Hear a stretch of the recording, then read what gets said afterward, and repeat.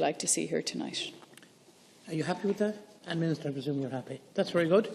Now we'll move on to the next question, and this comes from Deputy Pringle. It's question 21. You have 30 seconds to introduce it. Thanks, Cahirloch. This question just relates to the commitment that we have made to take in 4,000 refugees by the end of 2017. Sorry, Minister.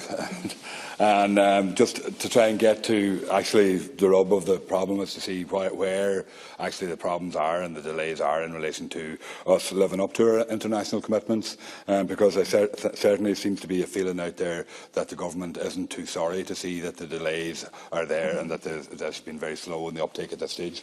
Thank you, Deputy Minister. Thanks very much. This question. I want to just acknowledge the Deputy's interest in this area and thank you for his question. The Irish Refugee Protection Programme was established in September 2015 as a direct result of the crisis that developed in southern Europe as a consequence of the mass migration from areas of conflict.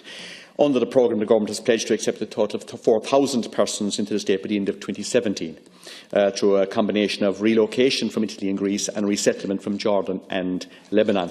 Under the resettlement part of the programme, 520 refugees are to be resettled in Ireland by the end of this year.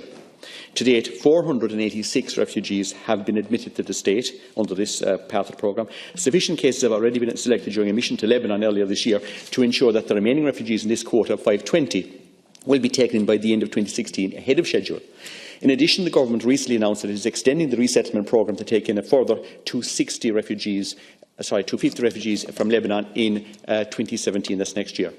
Now, under relocation, Ireland has to date taken in 69 Syrians from Greece, mostly families. A further 40 have been assessed and cleared for arrival, and arrangements for their travel to the state are currently being made.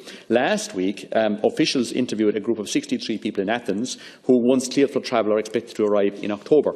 It is estimated by the end of this year Ireland would have accepted at least 360 people under this relocation programme. The intention thereafter is to sustain the pace of intake through 2017 at the levels required to allow Ireland to meet its commitments within the timeframes. As regards the well-documented delays, the Taoiseach is on record as stating that the pace of arrivals during previous months has been slower than she or I would have liked. The delays have been experienced by the majority participating state, not just Ireland, and are due to issues outside our control. They include issues such as inadequate resources and administration on the ground in Greece, technical issues regarding security assessments in Italy, and a reluctance on the part of migrants to apply for asylum in hotspots, which is a prerequisite for entering the relocation programme. The Government has been concerned at the slow pace of intake. In June this year, a team of officials travelled to Athens to help the Greek authorities to identify ways of addressing administrative obstacles and to devise a more ambitious schedule for relocations from Greek hotspots abroad.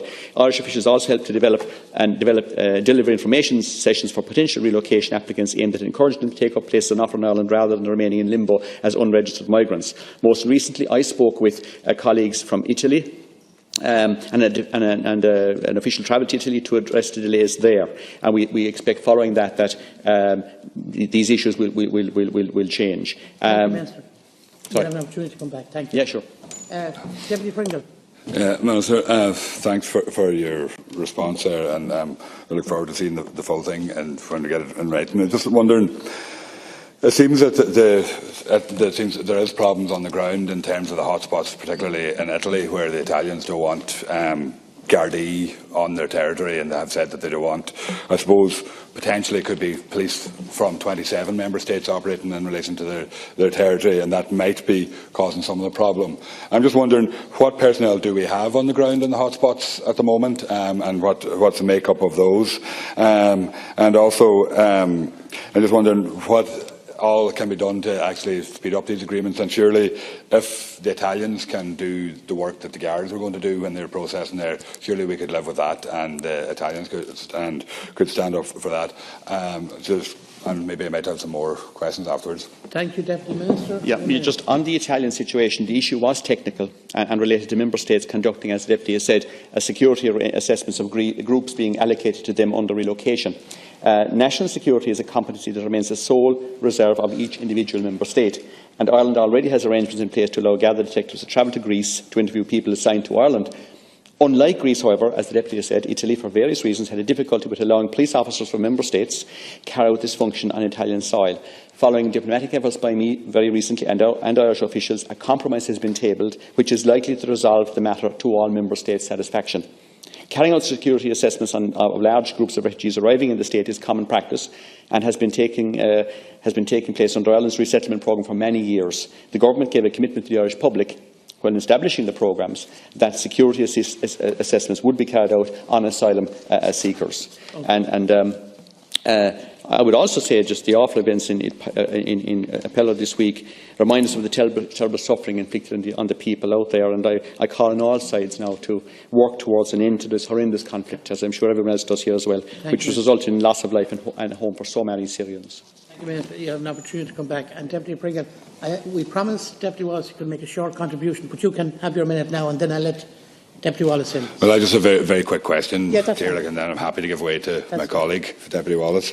Minister, just in relation to the resettlement relocation and the numbers made up of each, I presume the 4,000 is from relocation and resettlement altogether. I mean, if it's the case that these difficulties continue in Italy, would it be possible to actually speed up the resettlement numbers to compensate for the ones that can't be got through relocation? If it's okay, Minister, I'll let Deputy Wallace put his question so you can answer two together. Deputy Wallace, a brief intervention. Thank you, Cahill.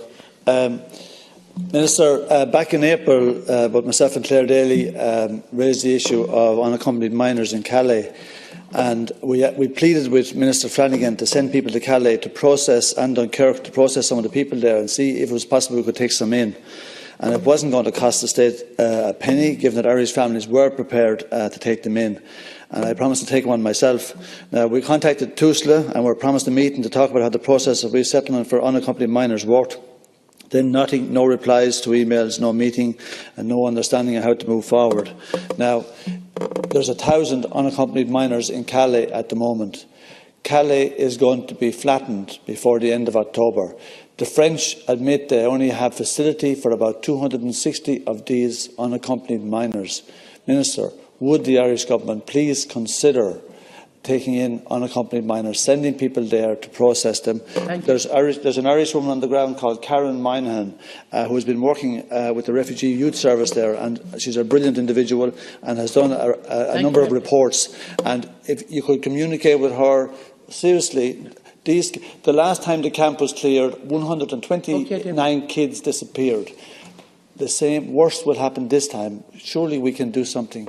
Thank you, Deputy. Appreciate your comments. Thank you very Minister. much. Just two questions there. On the issue of expanding the resettlement programme, that decision has already been made. As I said, by the end of this year, we will have reached our commitment of 520, and we have recently, the Council has recently announced that we will be taking another 260 refugees from Lebanon in 2017. So we're actually expanding that particular programme.